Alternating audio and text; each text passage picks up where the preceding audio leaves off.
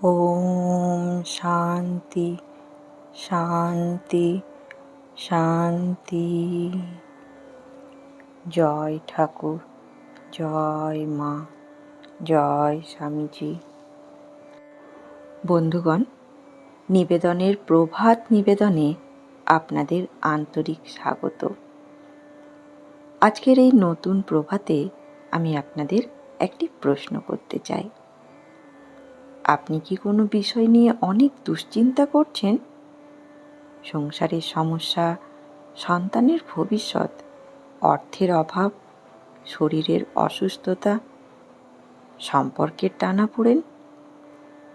মনে হয় এই দুশ্চিন্তার যেন শেষই নেই। কিন্তু বলুন তো, দুশ্চিন্তা কি কোনো সমস্যার সমাধান? বরং আমাদের মনকে দুর্বল করে দেয়। আজ আমরা ঠাকুর মা ও স্বামীজির শিক্ষার আলোকে জানব কিভাবে ঈশ্বরে ভরসা রেখে দুশ্চিন্তা কমানো যায়। ঠাকুরের শিক্ষা। শ্রী শ্রী ঠাকুর মানুষের জীবনে ঈশ্বর বিশ্বাসের গুরুত্ব বুঝিয়েছেন। তিনি দেখিয়েছেন মানুষ নিজের সাধ্য অনুযায়ী চেষ্টা করবে, কিন্তু ফলের জন্য ঈশ্বরের ওপর ভরসা রাখবে। যখন আমরা সব কিছু নিজের হাতে ধরে রাখতে চাই, তখনই ভয় বাড়ে।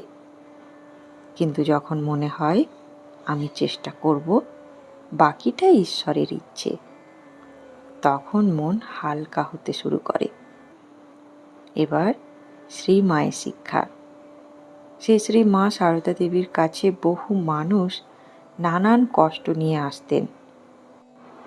মা তাদের হতাশ হতে বলতেন না, বরং ধৈর্য, প্রার্থনা এবং ঈশ্বর স্মরণের পথে থাকতে উৎসাহ দিতেন। সংসারে সুখ দুঃখ আসবেই, কিন্তু যে মানুষ ঈশ্বরকে ভুলে যায় না, সে ভেতর থেকে শক্তি পায়। এবার স্বামীজির শিক্ষা। স্বামী বিবেকানন্দ আমাদের শিখিয়েছেন, দুর্বল চিন্তা নয়, সাহসী চিন্তা করো।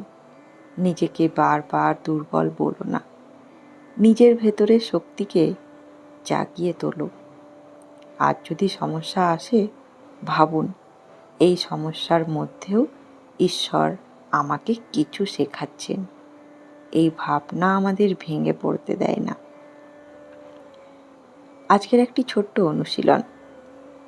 এখন 1 মিনিট চোখ বন্ধ করুন, গভীর শ্বাস নিন, ধীরে ধীরে ছেড়ে দিন। মনে মনে আপনার ইষ্ট নাম জপ করুন। এবার প্রার্থনা। হে ঠাকুর, আমার হৃদয় থেকে অকারণ ভয় ও দুশ্চিন্তা দূর করো। হে মা, আমাকে ধৈর্য ও ভরসার শক্তি দাও। হে স্বামীজি, আমাকে সাহস দাও, যাতে আমি জীবনের প্রতিটি পরীক্ষার মুখোমুখি হতে পারি। আজকের সাধনা। আজ সারাদিন আমরা 3টি কাজ করব। অকারণ দুশ্চিন্তা এলে একবার ইষ্টনাম স্মরণ করব, নিজের সামর্থ্য অনুযায়ী কাজ করব, তারপর ফল ঈশ্বরের চরণে সমর্পণ করব। বন্ধুগণ, চিন্তা নয় বিশ্বাস, ভয় নয় প্রার্থনা, হতাশা নয় ঈশ্বরের স্মরণ। এই 3টি অভ্যেস ধীরে ধীরে আমাদের অন্তরে শান্তি এনে দেয়। যদি আজকের প্রভাত নিবেদন আপনাদের ভালো লাগে, তাহলে কমেন্টে লিখুন, জয় ঠাকুর, জয় মা। আপনার এই একটি শব্দ হয়তো আরেকজন মানুষের মনেও সাহস জাগাবে। আগামীকাল ঠিক ভোর 5টায় আবার দেখা হবে প্রভাত নিবেদনের নতুন পর্বে। জয় ঠাকুর, জয় মা, জয় স্বামীজি।